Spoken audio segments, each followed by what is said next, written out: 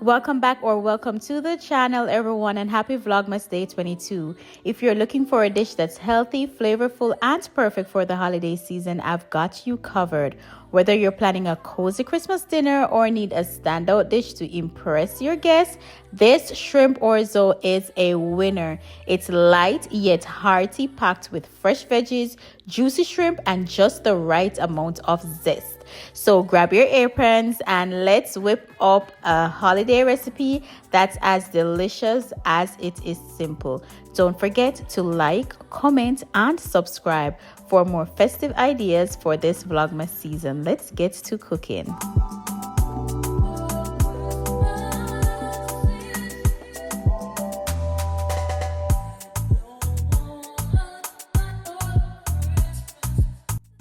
Today, I'm cooking in my beautiful caraway pot. A big thank you to Caraway again for sending over this incredible pot set.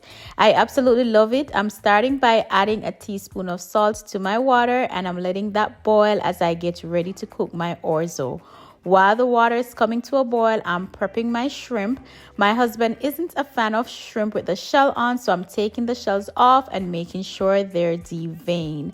I'm using a pack of large shrimp that I grabbed at Publix. Once I've cleaned them up, I'm giving them a wash with some lemon because we need our shrimp fresh and clean, then getting them ready to season.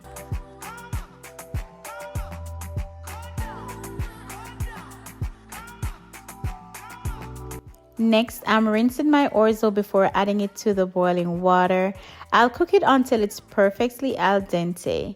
Now, you might wonder why orzo. I love using orzo because it's so versatile. It's like a cross between pasta and rice, which makes it perfect for absorbing all the flavors of this dish while keeping it light and satisfied. And of course, we're on a healthy journey. It's a great option for this holiday inspired recipe.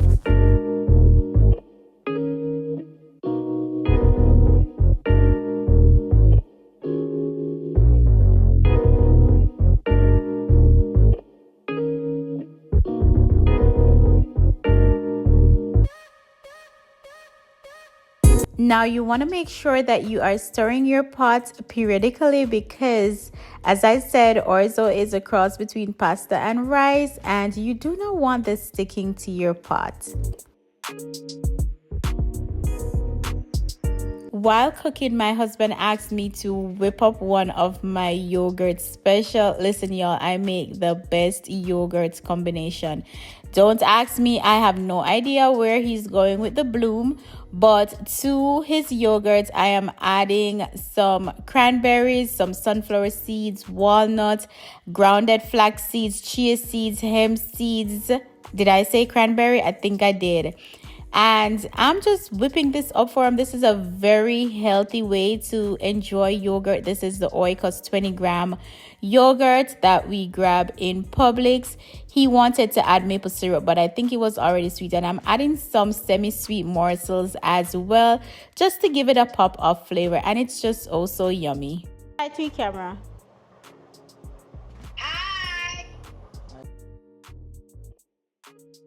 Remember to check your orzo, make sure that you have enough water in your pot and you want to keep on stirring. Let's go ahead and season my shrimp. So I am using garlic salt, garlic powder, onion powder, smoked paprika, Old Bay, chili powder, pepper flakes, and a tad bit of olive oil.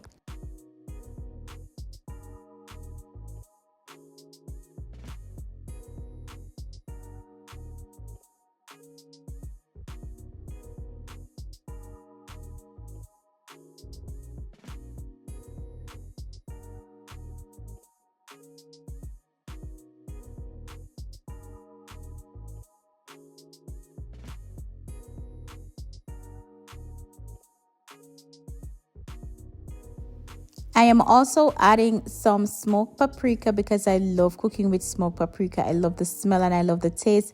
And a tad bit of Cajun seasoning because, hey, it is shrimp. And just a little bit of Creole seasoning. This one has salt in it, so I have to be very careful. Just a pinch of that. Then I am just going to mix my shrimp up, get my pot ready, add some olive oil, and prepare to cook my shrimp.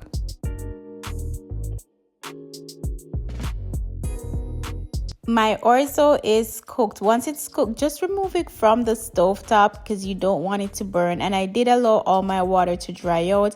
Just a tad bit of water left in it, so I have nothing to drain off. Now, let's talk about cooking shrimp perfectly so they're juicy and delicious every time. The secret, one might ask, do not overcook your shrimp. Shrimp only needs about 2 to 3 minutes per side on medium high heat. You'll know they're done when they turn a beautiful pink color and form a slight C shape. If they curl tight into an O, they're overcooked and could end up rubbery. So keep an eye on them because listen, shrimp cooks so fast. While the shrimp is cooking, let me just say, onion and I have a serious love-hate relationship. I love the flavor it brings to my dishes, but it always has me crying in the kitchen. If you've got any tips for chopping up onions tear-free, drop them in the comments below because I'm struggling over here. I don't know, I'm just always crying. But anywho, my shrimp is cooked. It's perfectly cooked and they taste oh so delicious.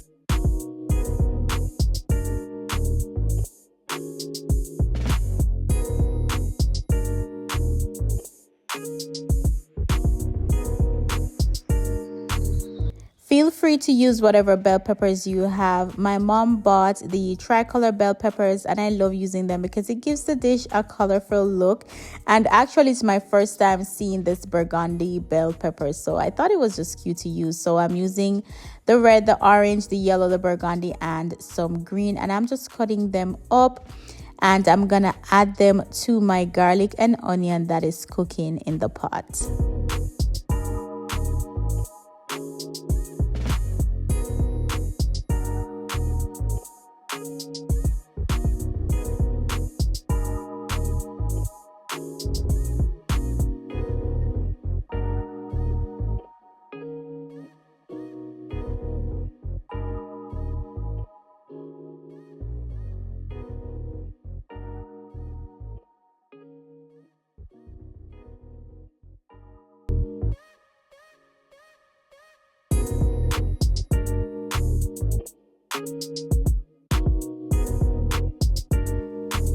To my shrimp sauce or gravy that's left over, or drizzling or drippings, whatever they call it, I'm just adding a teaspoon of, well, not a teaspoon in this case, it would be like a tablespoon of butter. My butter, it has the portions on it, so I just cut off a piece and put in it. And then I'm doing my onion and my garlic. I'm also going in with some tomatoes, and I'm gonna add this to cook with my other veggies such as asparagus and mushrooms. Stay tuned, you're gonna see how I bring all of this together.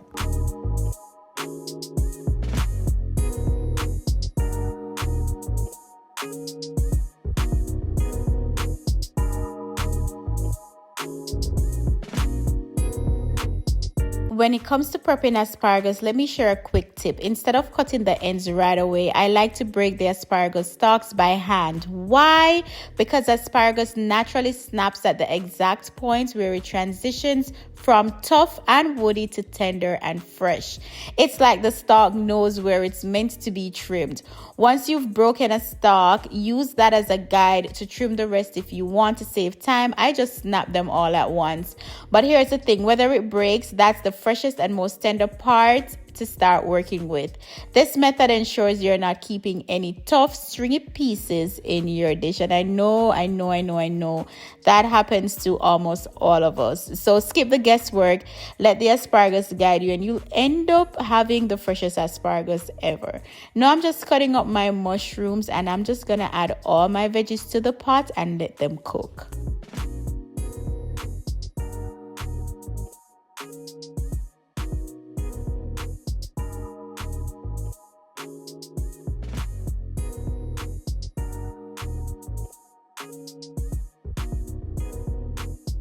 Once I add all my veggies, I'm going in with a little bit more garlic.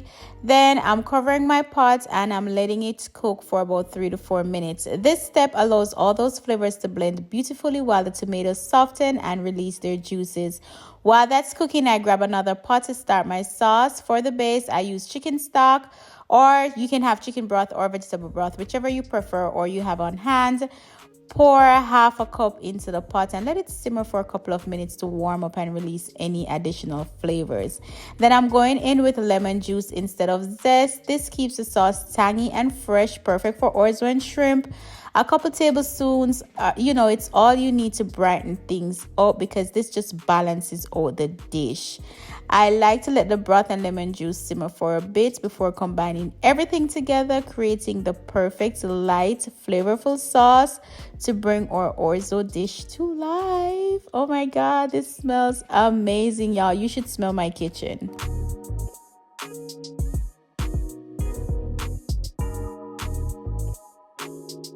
Once the sauce is ready, it's time to bring everything together. I added the cooked orzo into the pot, followed by the perfectly juicy shrimp we prepared earlier. As I mix everything together, you can just see the flavors releasing, the garlic, the lemon, the broth coating, every single piece of orzo and shrimp. It smells absolutely incredible, and the colors from the tomatoes, the spinach, and shrimp make it look as beautiful as it tastes. This dish is not only delicious, but it's also so healthy.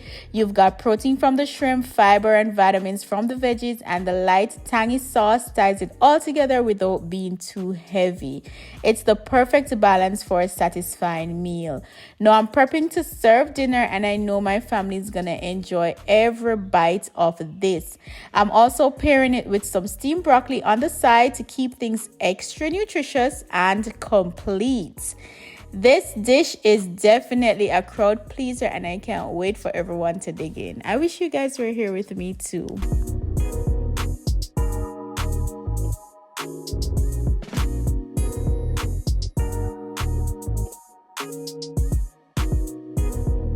To finish off this delicious dish, I'm topping my orzo with some parsley flakes for that final touch of freshness and a pop of color. Thank you so much for watching. I hope you give this recipe a try. It's healthy, flavorful, and perfect for any occasion, especially during the holidays. If you're hosting, this is the perfect dish. Let me know how you like it, and if you have any questions, feel free to leave them in the comment box below. I'd love to hear from you. I'll see you all in the next video, and from my family to yours, happy holidays.